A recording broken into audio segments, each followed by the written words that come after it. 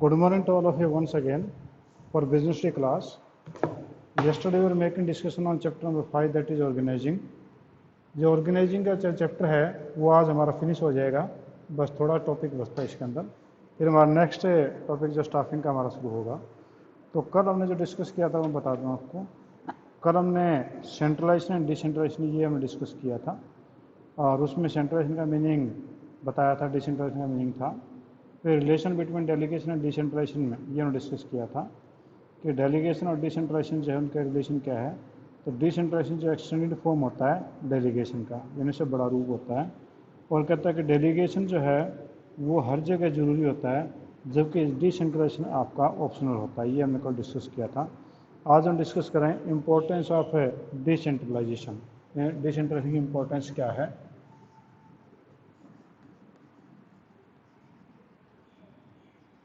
Importance of decentralization.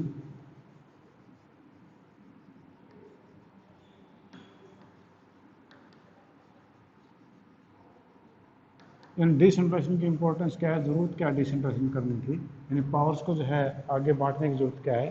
तो सबसे पहला डेवलप इनिशिएटिव।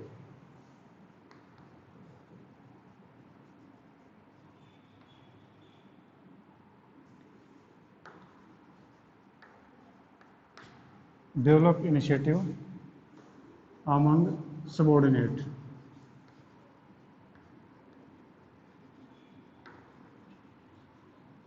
अमंग सबऑर्डिनेट्स के बीच में जो है वो डेवलप इनिशिएटिव डेवलप करता है। इनिशिएटिव की स्पेलिंग में देख लूँ,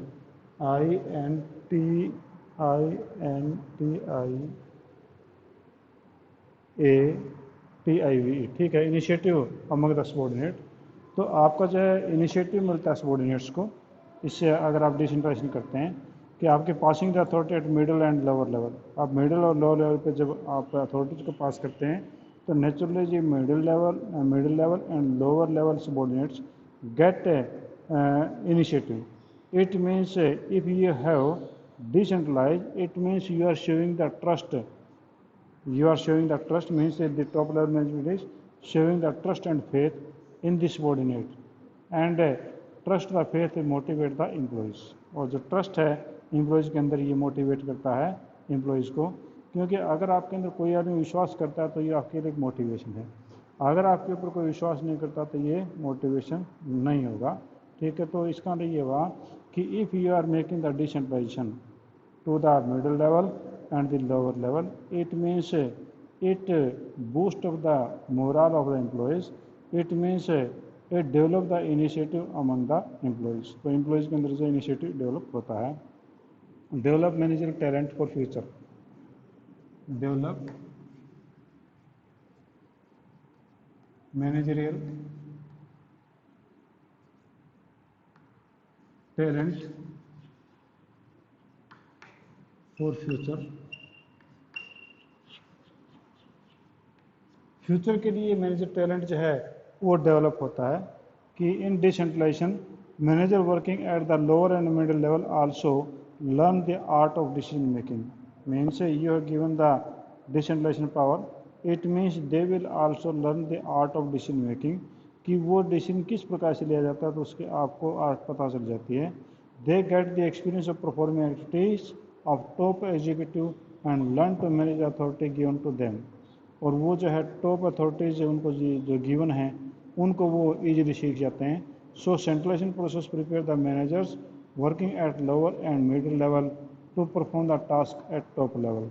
it means when you are given the authorities to the lower level and the middle level and they enjoy the authorities of such decision making, naturally they will prepare for the middle level and for the top level।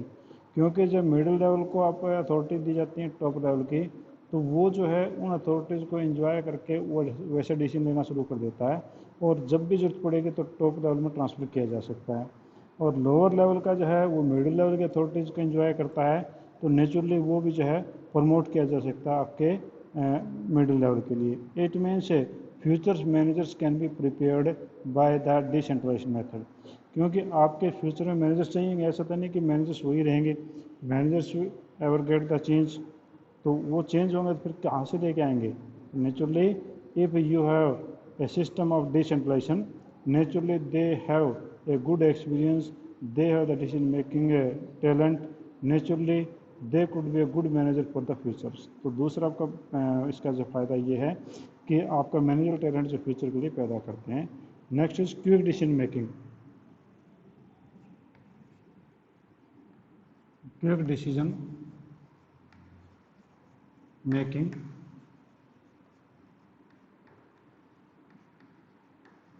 quick decision making. Naturally, if there will be decentralization at every level, there will be a quick decision making because power is not restricted in some hands and the power is entrusted in all the managers, so they will take the decision immediately because when they are performing the job they have the power to take the decision. तो इस प्रकार से वो quick decision उनका हो पाता है, तो ये भी एक इसका बेनिफिट है. Relief to top level management. Relief to top level management.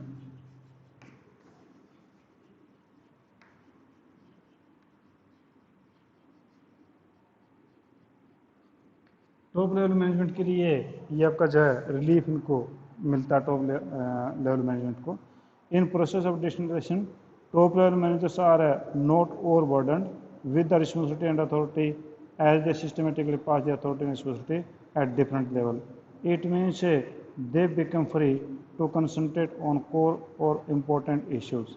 तो नेचुरली है कि जब आपके पास ज़्यादा काम नहीं होंगे तो आप पॉजिटिव सोचेंगे, कुछ नया करने की सोचेंगे.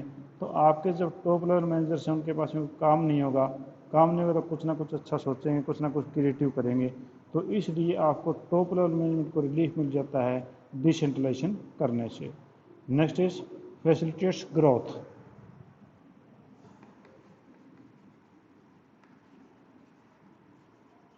Facilitates growth. आपकी जो बिजनेस की ग्रोथ है उसकी भी जो है इसमें फ़ायदा मिलता है. डिसेंट्रलाइजेशन ने ग्रांट मैनी ऑटोनॉमी और freedom to lower level. This serve the subordinate to do the work in the manner of best suited in their department, and when each department is working with their full efficiency, naturally it will generate the more revenue and which will generate the more profit and it will helpful for the extension and the growth of the business. क्योंकि आपका जो है growth के लिए facility इसलिए है क्योंकि आपके जो भी मैनेजर्स हैं लोअर लेवल पे हैं उनको भी अगर पावर दी गई है डिसीजन मेकिंग की तो वो जो भी अच्छी तरीके से काम कर सकते हैं डिसीजन देंगे और उससे उनका प्रोडक्शन बढ़ेगी, कॉस्ट ऑफ है प्रोडक्शन घटेगी, प्रॉफिट बढ़ेगा. तो नेचुरली इस प्रॉफिट से आपके बिजनेस की ग्रोथ होगी.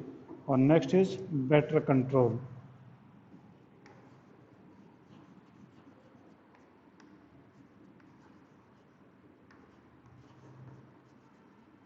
बेटर कंट्रोल यानी आपकी कंट्रोलिंग जो है वो भी अच्छी होगी. इन decentralisation employees working at different level take their own decision and they are personally accountable for their decisions. It means when the employees have given the authority, responsibility, naturally the accountability will be also there. It means they will personally accountable for their decisions. They cannot pass the blame to their superiors or the juniors. वो अपने senior और junior पे अपना जो blame पास नहीं कर सकते क्योंकि अथॉरिटी, रिस्पॉन्सिबिलिटी और अकाउंटेबिलिटी उन्हीं की होती है डिसेंट्रलाइजेशन के अंदर. तो with the decentralization better control can be exercised. Better control जब वो किया जा सकता है वो स्कोर कार्ड के थ्रू, आपका MIS का एक सिस्टम होता है स्कोर कार्ड, उसके थ्रू कर सकते हैं कंट्रोलिंग. तो यानी आपका बेटर कंट्रोल इस प्रकार से होता है. तो हम कंक्लूजन में हम ये कहते हैं कि decentralization must be there but that should be kept in mind that there should be a balance between decentralization and decentralisation.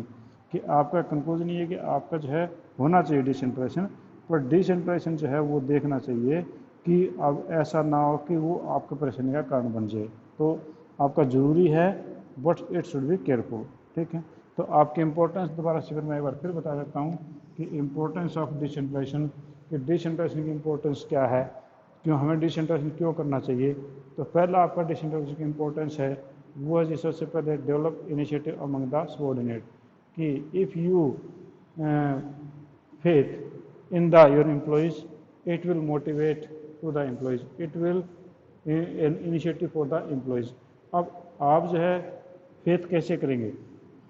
Bye transferring there powers, आप उनको डिसेंट्रलाइज करते हैं, इसका मतलब you believe in your subordinates. और जब subordinates feels that our management, our top level management believe in we people, naturally they will get motivated. Next is develop managerial talent for future. Naturally, if the top level management will give the even distribution of powers to the middle level and the lower level, then the middle level will enjoy the authority of top level, and lower level management will enjoy the authority of middle level. It means these persons become the habitual of taking decision by their experience of the decentralization. And naturally, when there will be a vacant post for the top level or the middle level, they will be filled up by the lower division. क्योंकि top level में कोई post खाली हो गई तो middle level से उठा लेंगे, और मिडिल लेवल में कोई पोस्ट खाली हो गई तो लोअर लेवल से उठा लेंगे, क्योंकि उन लोगों को डिसेंट्रलाइजेशन में काम करने की आदत हो गई है, उनको डिसीजन लेने की पावर उनको समझ में आ जाती है। ठीक है जी, तो फ्यूचर मैनेजर्स तैयार हो जाते हैं। Quick decision making, there will be quick decision making at every place, means if every manager is given the decentralization powers, it means he will take the decision at every level. Lower level manager can take the decision at lower level and on the middle level. It means there will be quick decision, not waiting for anybody. ठीक है जी। Relief to top level management means if the top level management will transfer their powers to the middle level and the lower level, naturally the senior managers of the top level managers will have no much job. They will have a spare time, and they can think about the other creative activities. It means it will give a relief to the top level management. Facilitates growth.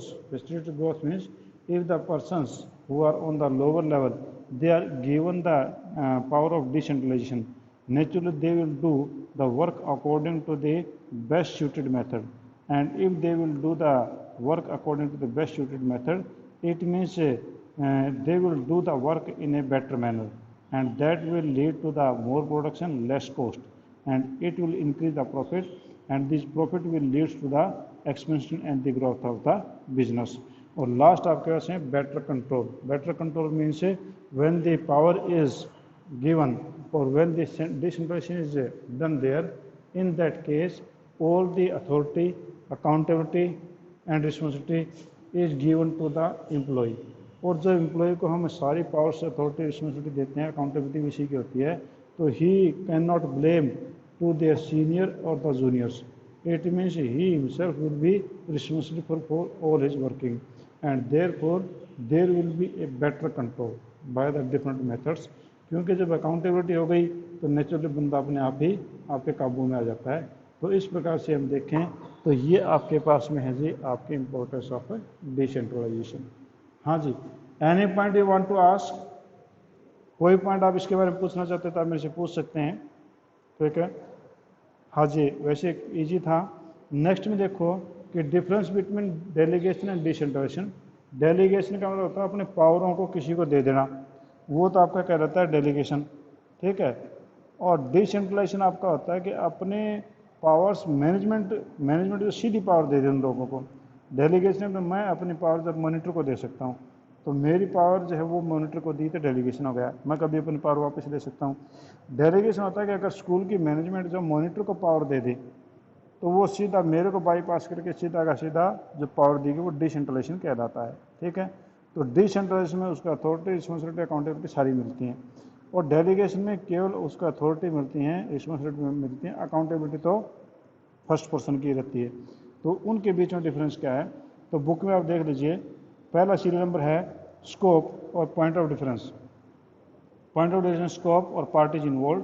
तो delegation जो है कि delegation is limited in scope because in delegation only 2 parties are involve.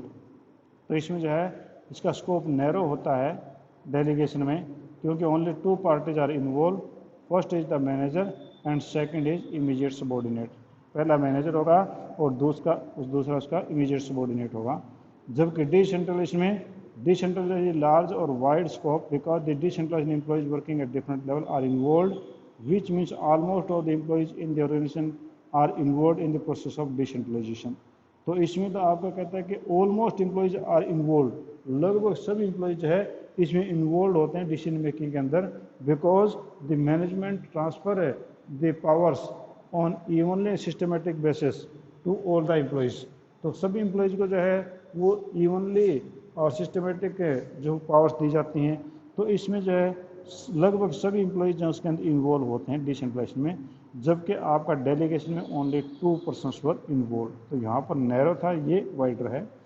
Significance status, delegation is important function but the routine function of the managers, almost everyday managers share their authorities and responsibility with the subordinate। इसका significance ये है, status की significance ये है कि आपके routine के काम जो मैनेजर हैं वो लगभग हमेशा वो मैनेजर अपने जूनियर्स को दिया करता है, जबकि डिसेंट्रलाइजेशन में decentralization the more significant because it is one time decision and the policy matter, कि ये इससे ज़्यादा सिग्निफिकेंट है क्योंकि ये वन टाइम डिसीजन मेकिंग होता है, एक बार दे दिया सलाह के लिए हो गया, जबकि उसके अंदर तो हर रोज़ मैनेजर जो अपनी पावर्स को देता है, ये पॉलिसी मैटर होता है। Top level executives decide whether to follow the decentralization और centralization policy and once the decision is taken it is very difficult to change the decision. तो यहाँ पर जो डिसीजन को चेंज करना मुश्किल काम है, जबकि डेलीगेशन में आप वो अपना मैनेजर अपनी पावर से किसी समय दे सकता है, किसी समय वापस से ले सकता है। तो यानी आपका जो स्टेटस है वो यहाँ पर अलग है कि डेलीगेशन में तो आपका डे टू डे बेस पे होता है, जबकि इसके अंदर आपका परमानेंटली होता है। फ्रीडम ऑफ एक्शन, काम करने की जो है freedom, in the process of delegation the manager pass the authorities and responsibility to the subordinate and after that there is a constant and the continuous supervision by the manager to keep check how subordinate are performing their activities. यहाँ पर freedom of action जो कम होती है क्योंकि आपका जो manager है he delegate the powers to the subordinate and the subordinate work and the manager checks again and again during the day time और ड्यूरिंग द वर्किंग प्रोसेस, क्योंकि मैनेजर बार बार देखते रहते काम ढंग से हो रहा कि नहीं हो रहा, क्योंकि उसे डर लगा रहता है कि कभी ऐसा तो नहीं कि काम ढंग से ना हो। जबकि in decentralization there is more freedom of action because once authority is distributed systematically there will be no periodical appraisal and not a continuous supervision। जबकि डिसेंट्रलाइजेशन में once the power is assigned all the authority responsibility and accountability is also assigned and there is a no any appraisal or continuous supervision। यहाँ पर continuous supervision भी नहीं होगा, बस एक बार powers दे दी तो अकाउंटेबिलिटी देखेंगे, बाकी सुपरविजन कुछ भी नहीं होगा। स्कोप अपने डेलीगेशन में नैरो है, जबकि इसके अंदर स्कोप जो वाइडर होता है। नैरो का मतलब होता है छोटा, छोटे का मतलब कि डेलीगेशन में आपने देखा कि एक मैनेजर एक सबऑर्डिनेट दो ही हैं, और ब्रॉड का मतलब होता है बड़ा, कि बड़े का मतलब हुआ कि इसमें कि कई सारे लोग इन्वॉल्व होते हैं तो वो आपका ब्रॉडर सेंस कहलाती है। तो आपका जो डेलीगेशन नैरो है और जो डिसेंट्रलाइजेशन आपकी ब्रॉड है। Responsibility, it is the responsibility of every manager, delegation करना जो हर मैनेजर की रिस्पॉन्सिबिलिटी है because a manager himself can not complete all the job himself and he has to take the help of the subordinate. It means यहाँ पर जो ये responsibility जो है इसके अंदर जो वो आपके हर मैनेजर का काम होता है इसमें डेलीगेशन करना, जबकि it is responsibility the top level managers, जबकि यहाँ पर डेलीगेशन का जो काम है वो टॉप लेवल मैनेजर से करते हैं, दूसरे लोग नहीं करते हैं। ठीक है। नेचुरल एसेंशियल, तो कह रहे delegation is compulsory act because no individual can perform all the task on his own. ये कहता है कि ये आपका नेचुरल है और एसेंशियल भी है डेलीगेशन, तो क्योंकि every job can not be completed by a single man means by single manager, but decentralization optional policy. Decentralization को जरूरी नहीं है, डेलीगेशन जरूरी है। डिसेंट्रलाइजेशन जो है अगर मैनेजमेंट चाहे तो कर सकती है, वरना तो कोई जरूरी नहीं है। Purpose to reduce the burden of managers, delegation का पर्पज़ जो है वो reduce the burden of manager होता है, जबकि इसके अंदर आपका to increase the role of subordinate and given them more autonomy, जबकि इसके अंदर जो है सबऑर्डिनेट को जो है ज़्यादा पावर्स दी जाती है, उसका रोल ज़्यादा दिया जाता है ताकि उसमें ऑटोनॉमी, उससे स्वतंत्रता ज़्यादा मिले। इसका नेक्स्ट है ग्रांट ऑफ अथॉरिटी। अथॉरिटी का ग्रांट जो कौन करेगा, तो तो इसमें कहता है authority is granted by immediate superior. इसमें इमीडिएट सुपीरियर जो है वही अथॉरिटी ग्रांट करता है, जबकि इसके अंदर जो है authority is granted by the top level, authority जो आपके टॉप लेवल के द्वारा ग्रांट की जाती है। तो ये तो आपका डिफरेंस था between the delegation and between the decentralization. अब आपके पास में एक और डिफरेंस है, काफ़ी इजी डिफरेंस है। That difference is a difference between centralization and decentralization. तो जल्दी जल्दी कर देता हूँ मैं। मीनिंग सेंट्रलाइजेशन में it refer the concentration of power और authority at higher level only, कि हायर लेवल के ऊपर अथॉरिटी और रिस्पॉन्सिबिलिटी का होना वो जो आपका सेंट्रलाइजेशन कहलाता है। Decentralization it refers every distribution of powers and authority at every level of management. इसका मतलब होता है कि पावर्स और अथॉरिटी को जो है वो एवरी लेवल के ऊपर डिस्ट्रीब्यूट करना, जबकि इसके अंदर कंसंट्रेट करना होता है, उल्टा होता है इसका। Authority at different levels, top level management retain the maximum authority, the authority with the middle level and lower level is very low. Authority जो है इसमें सर टॉप लेवल मैनेजर के पास होती है, मिडिल और लोअर के पास काफ़ी कम होती है, जबकि इसमें authority systematically divided eight every level, जबकि इसमें अथॉरिटी जो है वो हर जगह बांटी जाती है। Suitable, it is suitable for small scale and small size organization. आपका सेंट्रलाइजेशन जो छोटे ऑर्गेनाइजेशन में काम देता है, बड़े में नहीं देता है, जबकि it is suitable for the large scale organization, ये बड़े स्केल के ऑर्गेनाइजेशन में काम देता है। Freedom of action, managers have less freedom of action, इसमें कम फ्रीडम ऑफ एक्शन होता है, जबकि इसमें मोर फ्रीडम ऑफ एक्शन होता है, क्योंकि यहाँ पर जो काम करने की क्षमता, काम करने की पावर उनको ज़्यादा दी जाती है। ठीक है जी। तो ये आपका चैप्टर था, ये आपका ख़त्म हो गया है। नेक्स्ट हम जो है मंडे को हम जो नेक्स्ट चैप्टर करेंगे वो आपका है स्टाफिंग, और काफ़ी इंटरेस्टिंग चैप्टर है। एक उसमें प्रोसेस भी है और ज़्यादा बड़ा भी चैप्टर नहीं है, और उसमें आपको जो है काफ़ी सारी चीज़ें देखने को मिलेंगी जो आप इंटरव्यू के बारे में, बायोडाटा के बारे में और दूसरी चीज़ों के बारे में कि ट्रेनिंग क्या होती है, इंटर्नशिप क्या होती है, उन चीज़ों के बारे में भी आप पढ़ेंगे और आपको लगेगा कि हाँ हमने उस चैप्टर को कुछ पढ़ा, कुछ देखा है। ठीक है, तो आज हम इतना ही करते हैं। कोई प्रॉब्लम है तो आप मेरे से पूछ सकते हैं, वरना तो आज के लिए इतना काफ़ी है। हाँ जी, anything you want to ask? नहीं ऐसा कोई भी? ठीक है जी, थैंक यू।